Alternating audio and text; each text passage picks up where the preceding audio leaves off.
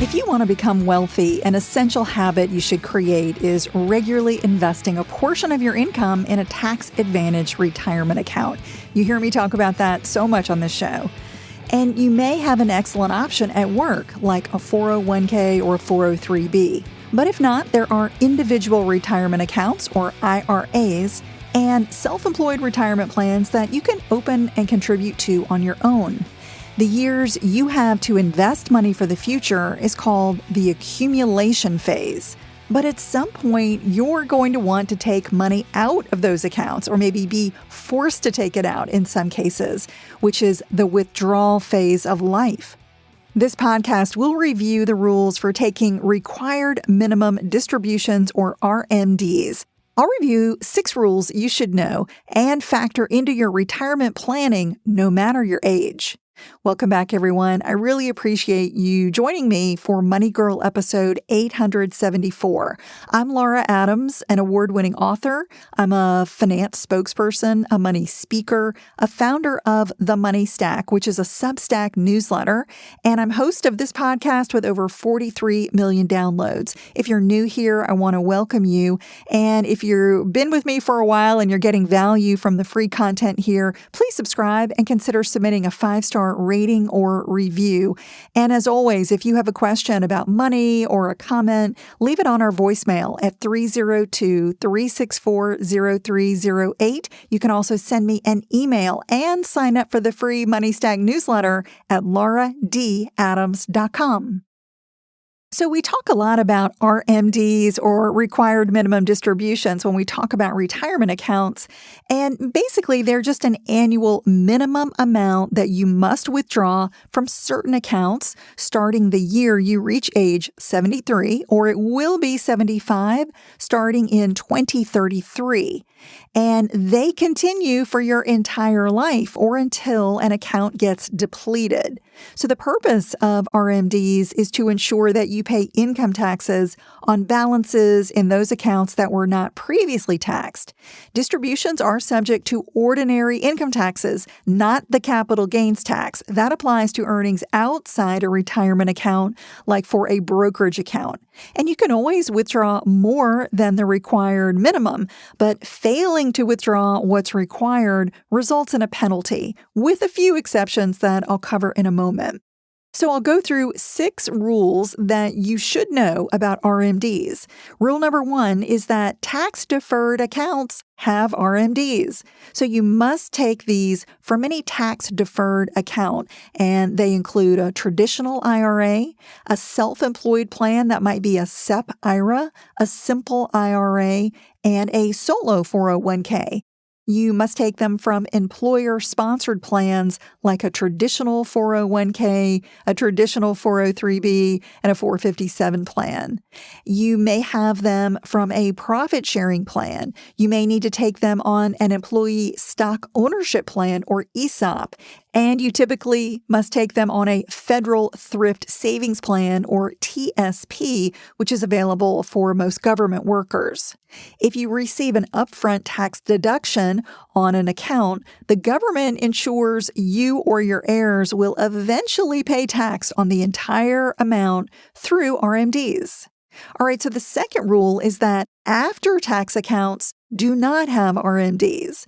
So since you make after-tax contributions to accounts like a Roth IRA and a Roth 401k, they're not subject to RMDs. After age 59 and a half, withdrawals of contributions and earnings from a workplace Roth or a Roth IRA are entirely tax-free.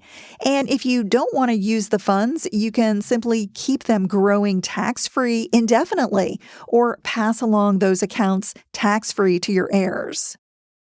The third rule you should know is that workplace retirement plans have an RMD exception. So if you have a retirement plan at work, like a 401k or 403b, there's an important RMD exception. If you're not ready to retire by age 73 or 75 starting in 2033, and you still work for an employer where you have a retirement plan, you don't have to take RMDs. As long as you don't own more than 5% of the company where you work, you can generally delay the requirement to take distributions from a traditional retirement plan until you decide to retire. And in some cases, the rules may permit you to still be considered employed for the purposes of this exception, even if you work part-time. So check with your retirement plan administrator to understand what's allowed. Note that the still working exception does not apply to retirement accounts for individuals or the self-employed, such as a traditional IRA or a solo 401k, or on any retirement accounts that you have with previous employers. Rule number 4, RMD amounts change every year. I think the most confusing part about RMDs is how they're calculated. Your annual required withdrawal for each year is based on the balance in your account on December 31st of the previous year and on your longevity using an IRS table that you can find in publication 590B, and I'll have a link to that in the show notes. The table gives you different life expectancy factors every year that you will divide into your account balance, which is presumably getting smaller every year, and the result is how much you have to withdraw.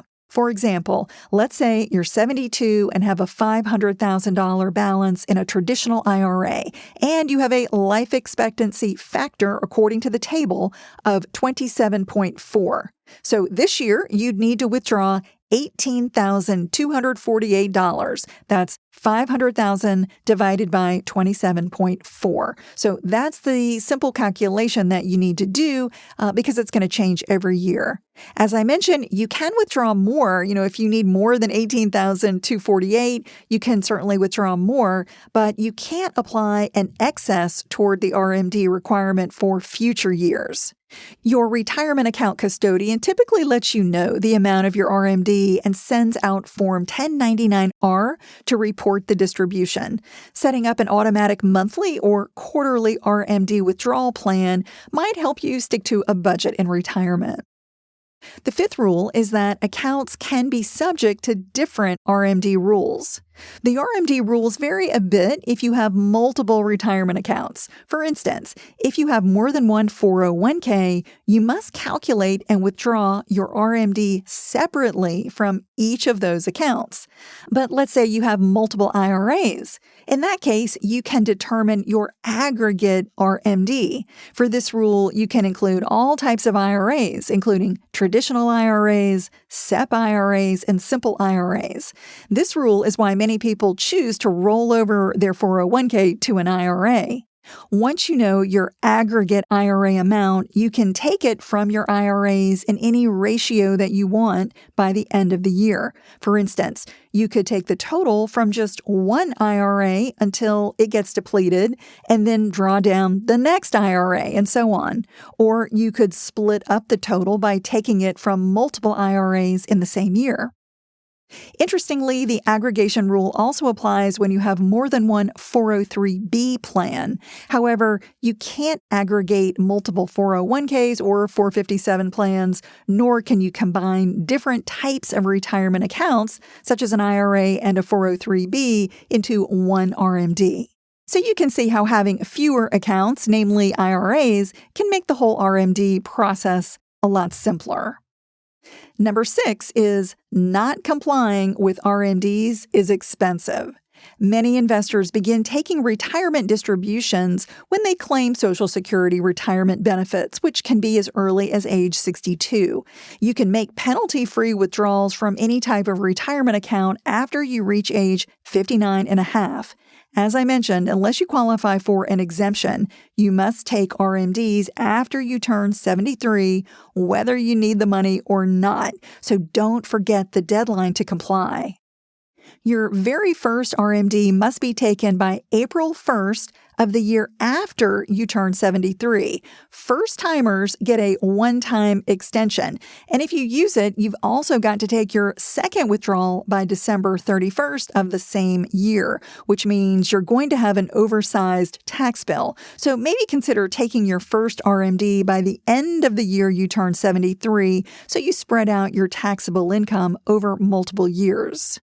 As I mentioned, you can always withdraw more than the minimum amount, but if you miss the deadline or you withdraw too little, you must pay income tax plus an additional 25% penalty on the amount you failed to withdraw.